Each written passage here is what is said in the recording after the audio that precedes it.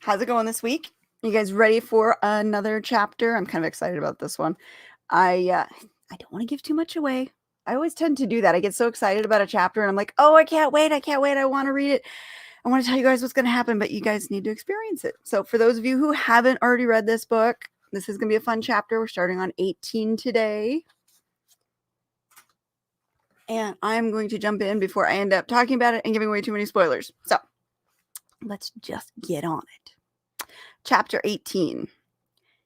Hours spent staring at the computer screen, absorbing every word of knowledge she could find on Shadowrunners, Pandora's boxes, and Djinn curses, didn't provide any of the answers that Sage had been hoping for.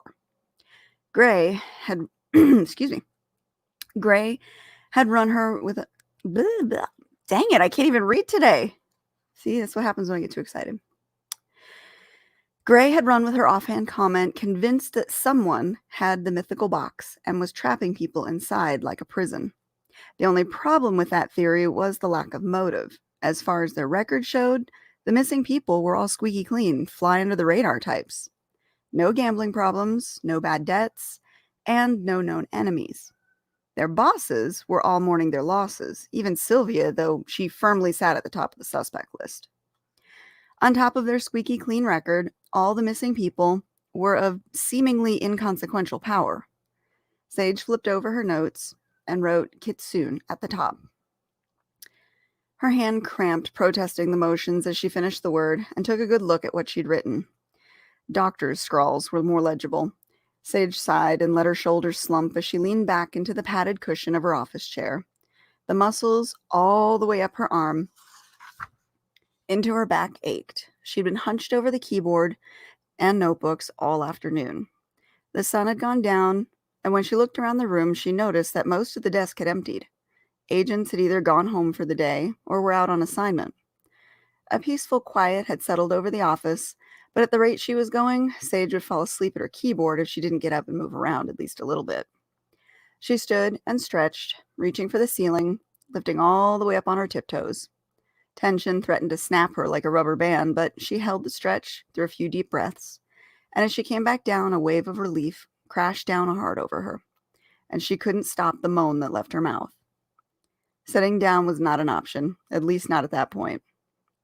"I'm going to take a lap, Gray," she said, and twisted her body in a full stretch that brought more relief than it should.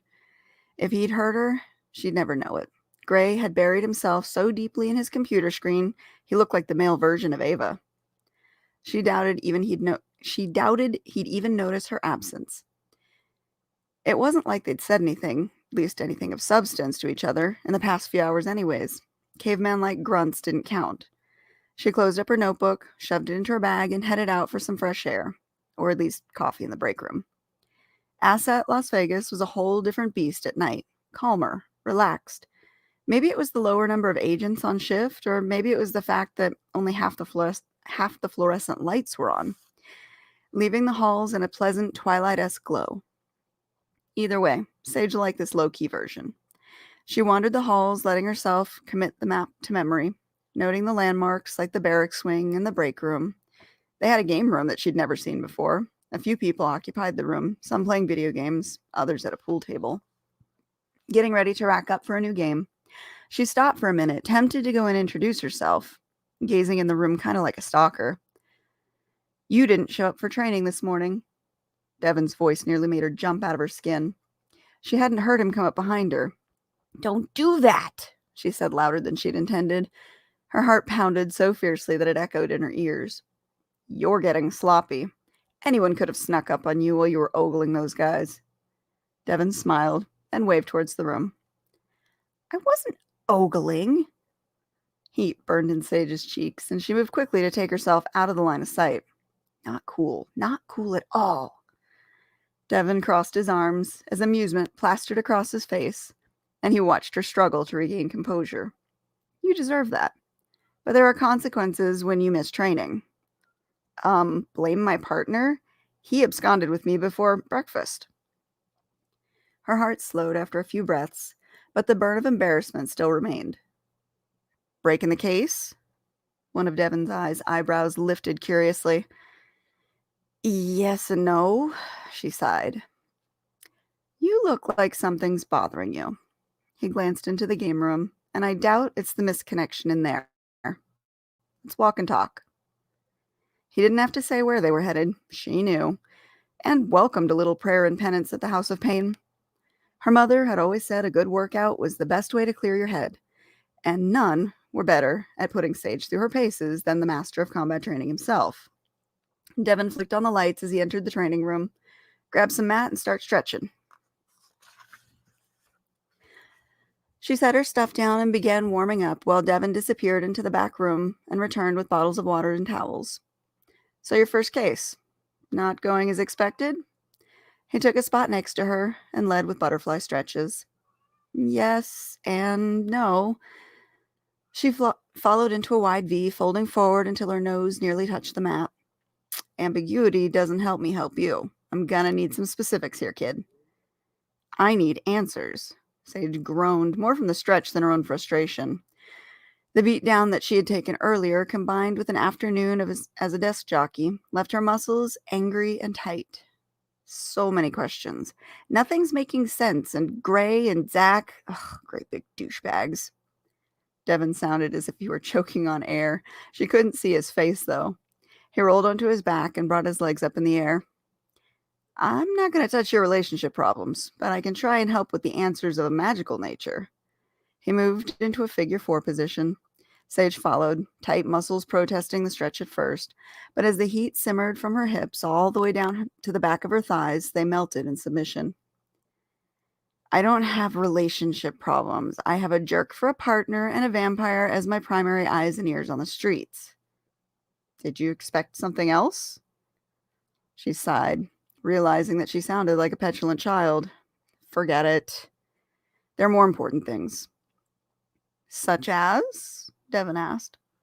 Sage switched legs, letting the burn heat up both sides of her lower body. I'm seriously lacking in knowledge of magical beings. So you need me to be your personal database too? Devin stood and stretched his arms over his head, reaching for the sky. Knowledge comes at a price. Everything comes at a price. Way of the world, child. So, the kids soon. What do you know about them? Sage came to her feet and shook out her arms, feeling warm and ready to begin.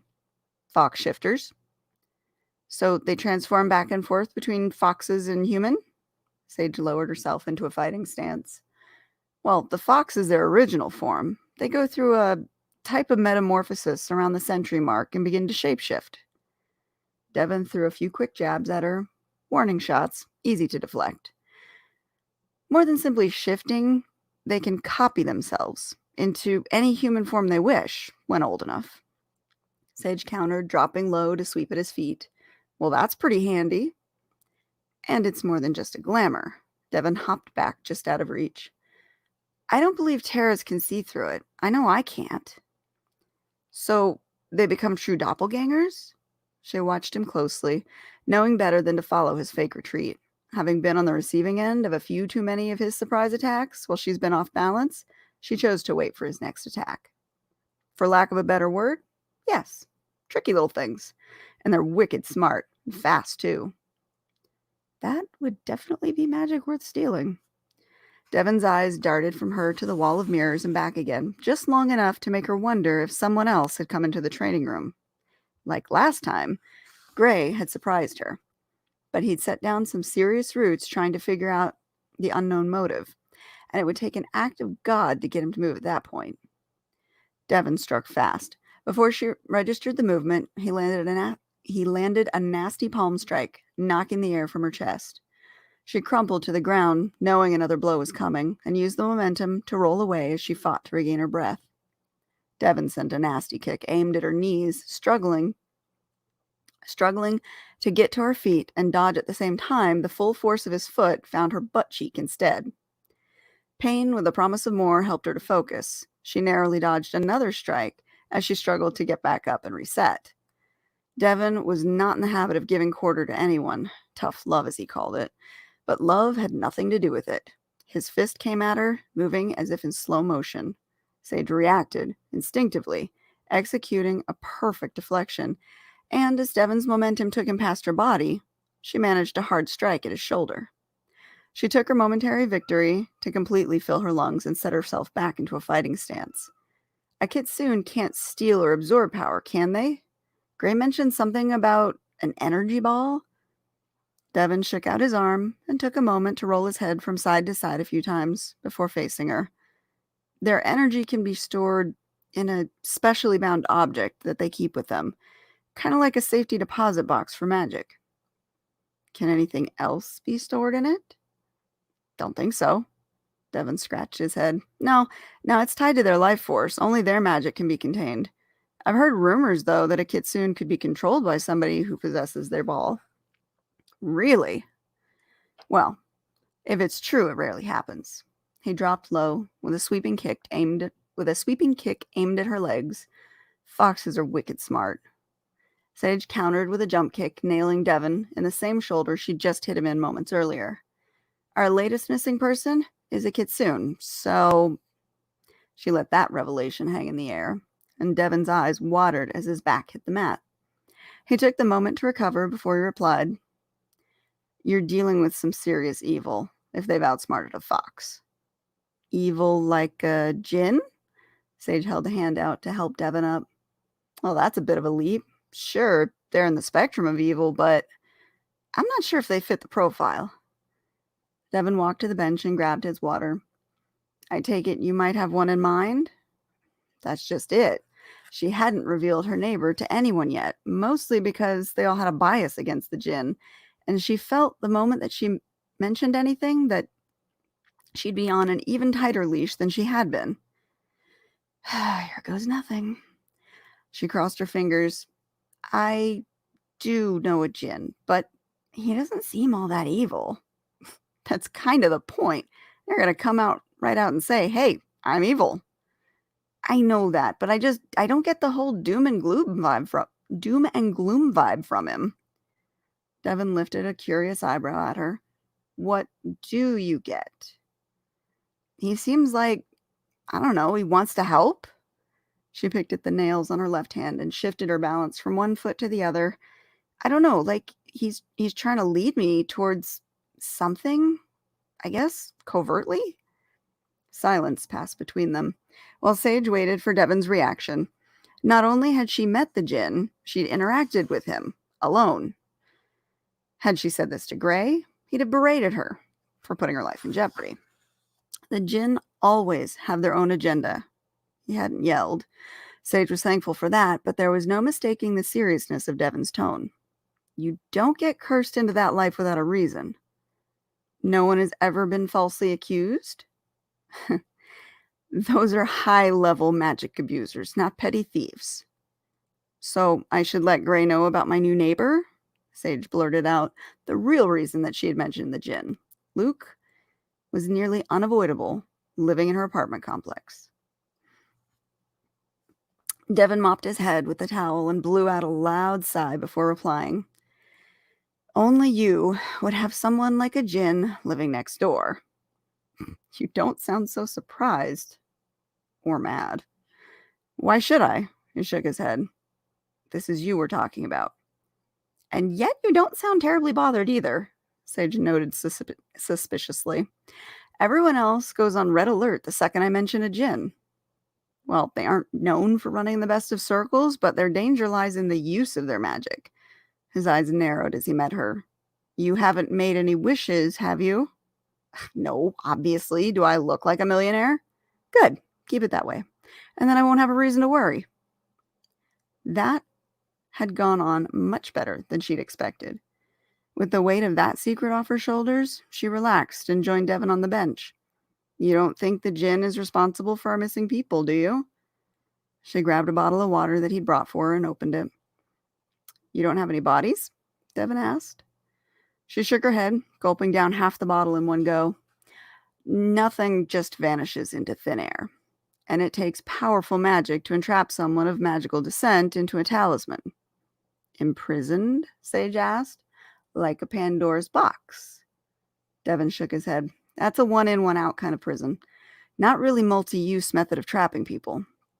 That's what I was thinking, too, after looking it up. She slouched, feeling defeated all over again. It was the best lead we had. If there's nothing for you to find, then yes, maybe a Djinn's magic is at play.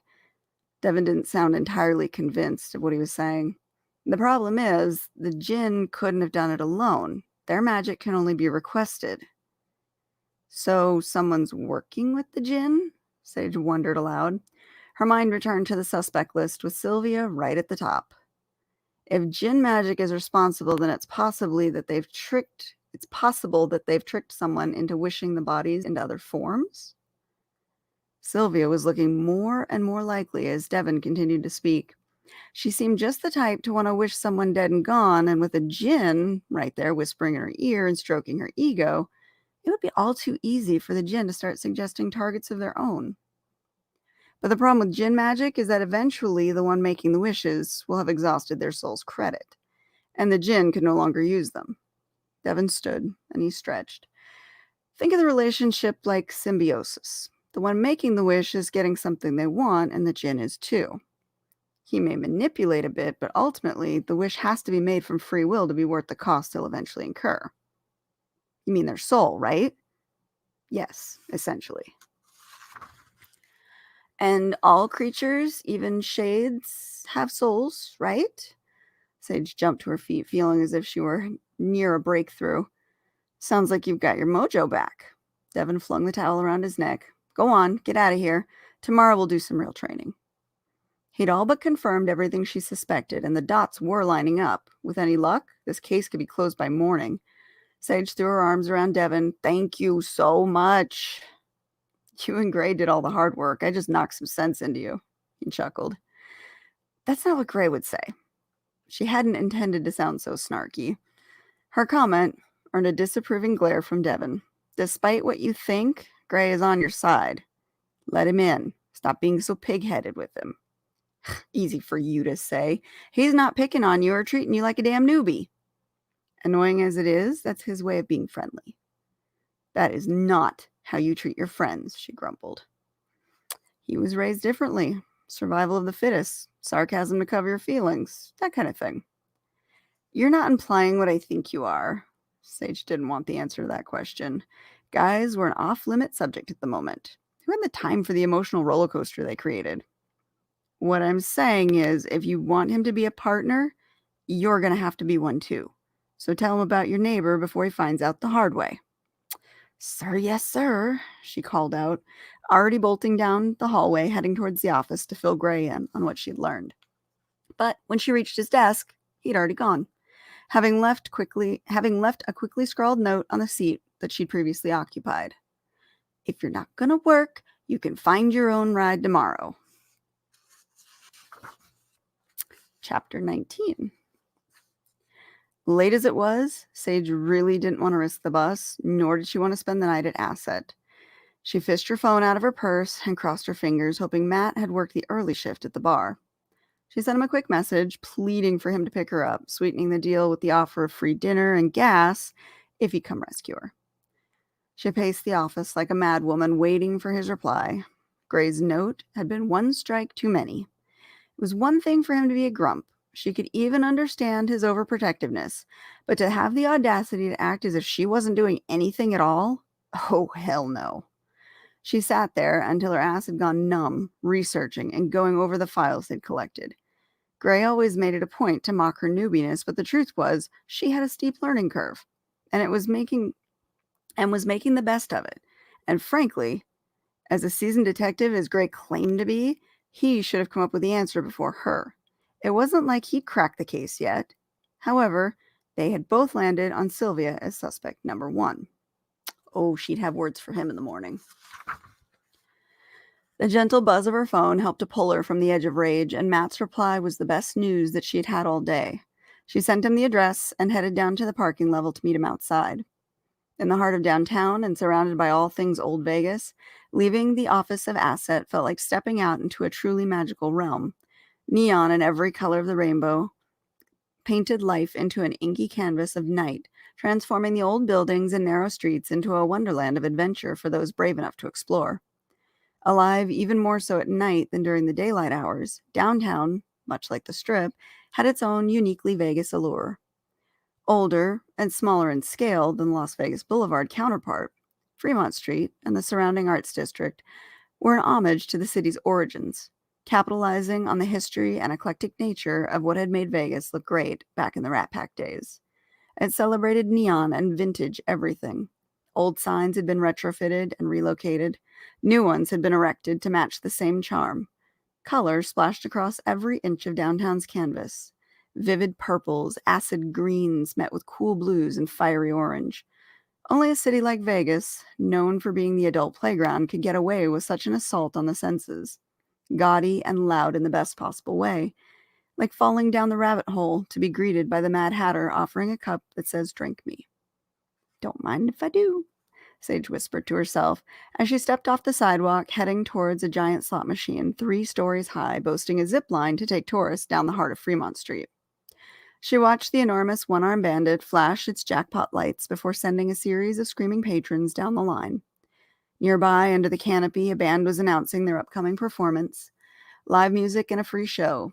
Sage wondered if she'd have enough time to listen before Matt came to pick her up. She wandered towards the neon glow, promising herself just a quick peek. It was better than standing all alone at the mouth of the A.S.E.T parking garage. Even Gray would have to agree, given how much he sniped at her for being out in her apartment complex alone. She'd never hear the end of it if he caught her standing in the shadowy parking garage waiting for someone to come kill her. There were people under the canopy of Fremont Street, tons of them, and security. No doubt half a dozen surveillance cameras already had her on screen as she came up to the twinkling lights of the Four Queens. "Haven't you learned your lesson?" Zack called after her, his voice startling her into anger, and Sage gritted her teeth. He was the last guy she wanted to run into, especially alone at night. After the day she had, Sage felt like Murphy's Law had some kind of punch card with her name on it. Screw her day up one more time, and someone was getting a free ice cream. Keeping her pace brisk, she continued to walk around the sounds of the live band announcing their set starting in 5 minutes. "You're mad." "Good," he taunted. She couldn't hear his footsteps, but Zack's voice sounded close, and Sage reached into her bag, fishing for something to defend herself with, in case he was planning on replaying the previous night. "Go away," she growled. "Oh, I will, I promise. I just have one question to ask you." He was right behind her. Sage didn't want to turn around and confirm it, but her sixth sense screamed that the vampire had invaded her personal space yet again. "Please," he pleaded. "It'll only take a minute." Against her better judgment, Sage stopped and turned. "What?" she glared at him. "Oh, I don't mean to pry, but I have to know." Zack's eyes were once again icy blue, and a toothy grin flashed at her, was as playful as ever. No hints of the demon he'd shown her the night before. "You wouldn't happen to have 6 fingers on your right hand?" Sage fought to hold on to her anger with him. Damn him, he didn't play fair. But she refused to let him off the hook that easily. She might not have a sword in hand, but she'd go all kinds of Inigo Montoya on his ass if she caught sight of his demon side. "Don't do that." "I haven't the slightest idea what you're talking about." He feigned innocence with an almost believable sincerity. "The crap you pulled last night?" Her hand trembled as she grasped for the dagger in her purse. "And then acting today like nothing happened?" Zack stepped towards her, and the twinkling lights of the casino's old porte-cochere highlighted the duality of his nature, flashing between shadowy death and friendly temptation. She wanted nothing to do with either at that point. "Come any closer, you'll regret it." He held his hands, palms up. "Fair enough. We shall face each other like God intended. Sportsmanlike. Skill against skill alone." Zack looked nothing like Andre the Giant, but the delivery of that line broke through her defenses, and she cracked the smallest of smiles before relenting. "So you put away those fangs and I drop my dagger and we try and kill each other like civilized people?" Zack licked his lips as the blinking lights sent him back into the shadow for the space of a breath. "I could kill you now." "I don't believe you." She refused to be intimidated this time. "What's your game anyways?" "Is this the real you speaking or your anger, Sage?" "I don't like games." Zack snorted. "Could have fooled me." "You know what I mean." She kept her hand firmly gripping the dagger in her bag. "I might have been naive about what you are, but I thought you were at least on my side." Muscles, trembled with an eagerness born out of anger, but to the predator it would show as fear. She compensated, putting as much vitriol into her voice as she could. And then you pulled that crap after game night. Have you considered my actions might have been to your benefit? Look how alert you are right now. I can see it in your eyes. You're calculating every move I make, ready to strike if I take a step. He took a step closer, and Sage flinched, drawing the dagger from her bag, bringing it into view. The blinders are off, and you're beginning to recognize danger. Had he shown even the slightest remorse for crossing the line, lesson or not, she might have given him the chance to prove himself friendly. But his arrogance only served to drive home the reality that he had no respect for her. Congratulations. You've taught me you're an asshole. She glared at him, her eyes burning.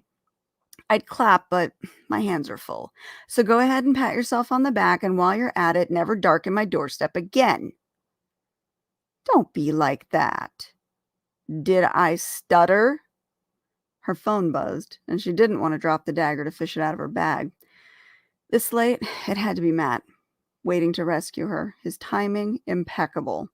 Now, I'm going to walk back over to the office alone, and if you so much as sniff in that direction, I'll make sure A.S.S.E.T sticks its nose into every aspect of your business for the rest of eternity. Got it? Zack bowed his head and took a step backwards. As you wish. He had to get in the final word.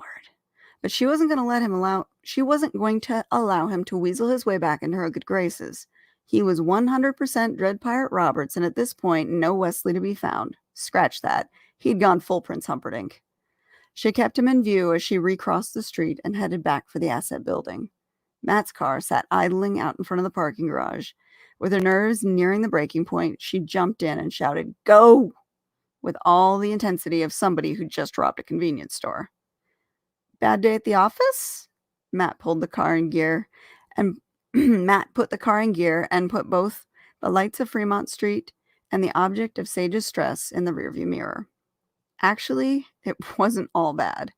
Sage fumbled with her buckle, trembling as her hands refused to work, making the task entirely impossible. She closed her eyes and took a deep breath, allowing her heart to slow, and with that, exhale out as much of the day's stress as she could.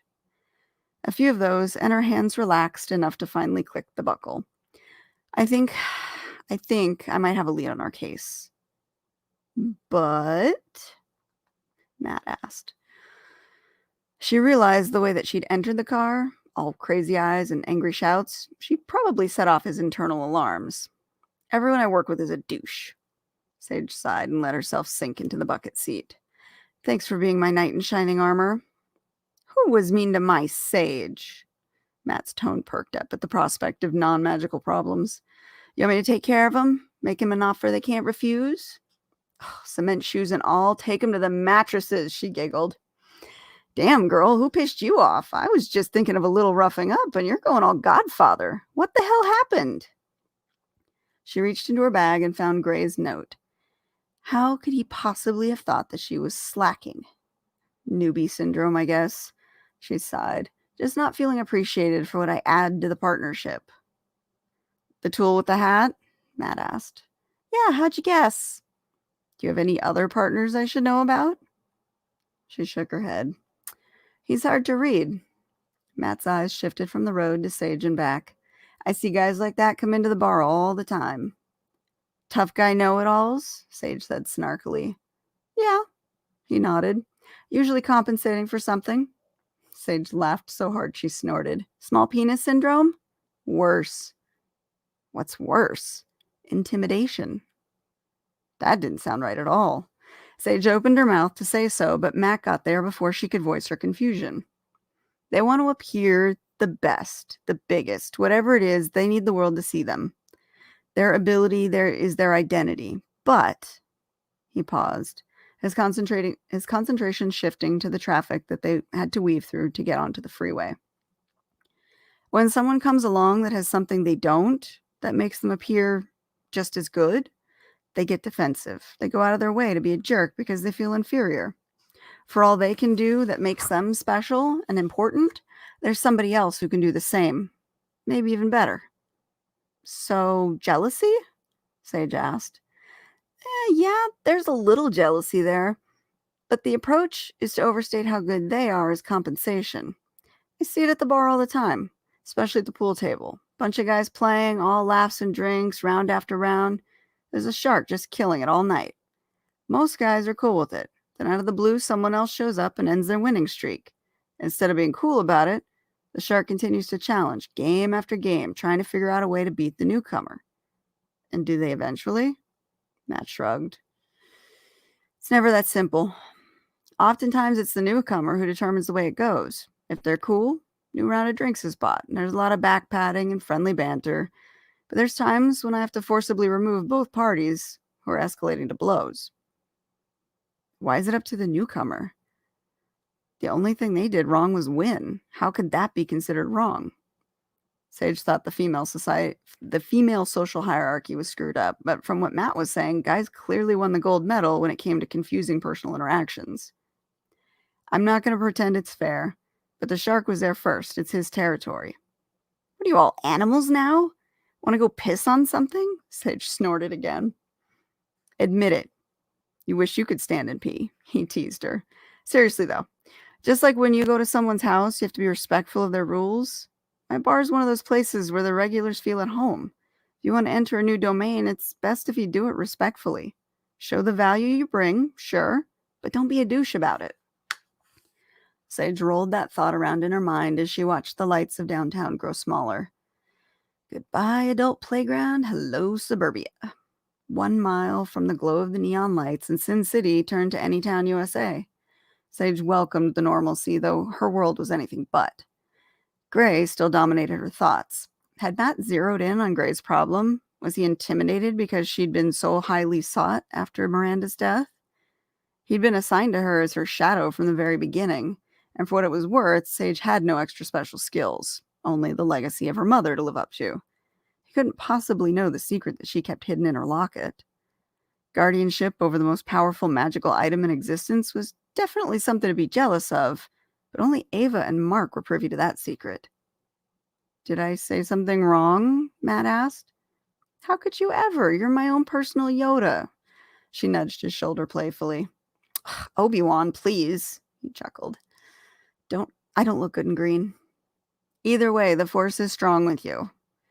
Funny, Josh always says the same thing. Sage rolled her eyes. TMI, dude. Oh, did I see a smile? Yep, there it is. My work here is done. Speaking of work, I do have something to let you know. Matt's muscles suddenly tensed, and he shifted lanes with a jerk of the wheel. Yeah? The nervousness in his tone made her wonder if she should worry him, but knowing what she had learned about their new neighbor, it was better play it safe. Don't get all jumpy. I just want to let you know about our new neighbor. He came up on the... She hesitated, searching for the best non-threatening word. Magical registry. Matt's vocabulary was reduced to a nervous, yeah? Sage laughed as believably as she could. I don't want you to get any crazy notions of wishing your way into millions, but we do have a genie living across from us. Wait, like Aladdin and the lamp? The light returned to Matt's eyes. Pretty much. They call them Djinn on the registry that we have at A.S.S.E.T, but yeah, they grant wishes. But nothing is free, not even magic, so don't even try. You take all the fun out of everything. I was just going to wish for a ride on the TARDIS. As much as I would love that, the doctor doesn't come up on the registry, so don't go putting that on your bucket list. Okay? She stuck her tongue out at him, hoping the playfulness of her warning would be enough to make him understand without bringing up any fear. He'd been understandably jumpy about all things magic, but, just as Devin had said, as long as no wishes were being made, there was little danger with the Djinn. That went for humans and magic users alike. Matt pulled his car into the apartment complex and waited for the night gate to open. If I can't have the doctor, then there's no point in wishing for anything. How about this? The next time one comes to Comic-Con, I'll pay for our meet and greet, okay? You really did need a knight in shining armor today, didn't you? He parked the car and cut the engine. More than you know, Sage sighed. Well, don't think you're getting out of buying food and gas. Payday, she replied. And the doctor, too? I'm holding you to that. Matt winked at her. As long as you promise not to go wishing for things, no genies for you. Sage held her hand out, and he shook it. I'm totally getting the better end of this deal. You should have more bad days. There's always tomorrow. Sage was already dreading the next day of work and dealing with Gray and his shark-like temper tantrums. If Matt was right, and he usually was, then she'd have to be the bigger person, at least until they close the case. And there we go. That is the end of chapter 19. We're moving on to chapter 20 next week. Let's see if anybody's out there in the chat today. Who do we have watching? Hey, Joe, how you doing? Thanks for hanging out. I'm glad you were excited for the next chapter. That's good. Anybody else saying, look at the missing people, where they all come from? Oh, all the way in Australia. Hello, Sue. Thank you for hanging out and listening. I love when we can reach far and wide. Makes me happy. Why do I love it all so much when Devin gets nasty? You know what? I love Devin. He provides the right kind of knocking the sense into her, I guess literally. And the fight sequences. I do. I like the way that they interact, and it is like literally knocking sense into her because she's no longer stressing about what's up here. She's focusing more on action and reaction, and that actually clears her head a bit. And Devin knows this, and that's why a lot of their talks involve training, because it short circuits that part of her brain so she can actually think. Not counting the flubs. Yeah, you know what? It's just what you get. You get the flubs. That's the real experience. And I'm not embarrassed by them either anymore. It's just how it is. Let's see what we got here. That's why I love Devin, because he makes Sage up her game. He does. He does. And of course, Sage needs someone to fight with in order to think, yeah, she does. Gray is such a twat. Oh, good. You caught the comment, the 6 fingers. Yeah, because again, we've said it before, Zack knows how to speak Sage's language, and he uses that to disarm her. And it does, on some level, it does work with her. And it's kind of their own personal thing. Comforting. Yay. Let's see what else we got here. The tool with the hat. That's right. The doctor is scientific. That's true. That's very true. And who doesn't love Matt, right?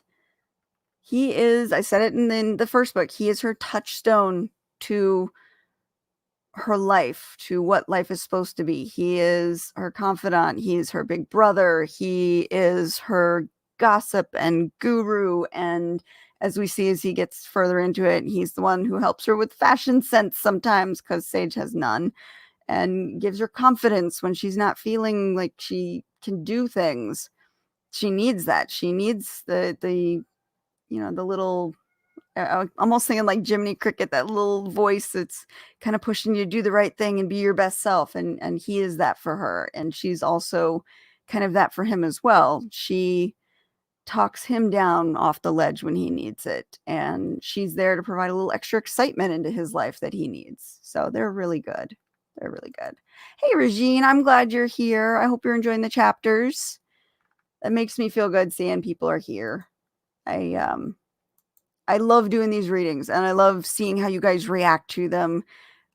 It's that confidence boost I need. You guys are being my Matt now. You guys are giving me the encouragement to keep going and to continue reading and to work on book 5, which I keep saying I'm going to do, and I will. So yeah, definitely your comments so help. And I love you guys for being here and for following along. I need it. I so need it. I need the extra boost. So thank you. And I hope I'm providing something you need by being entertaining. All right. We're at 40 minutes. So I don't want to waste too much of your time. But I love you guys. Thank you so much for hanging out. I will see you guys next week. And if you haven't already, make sure that you pick up a copy of the book so you can read along with us. We have 4 books that are in print now, and we've got 1 more that I'm working on. So anywhere you buy books, you can grab a copy of this, and I will see you guys next week. Thanks for watching.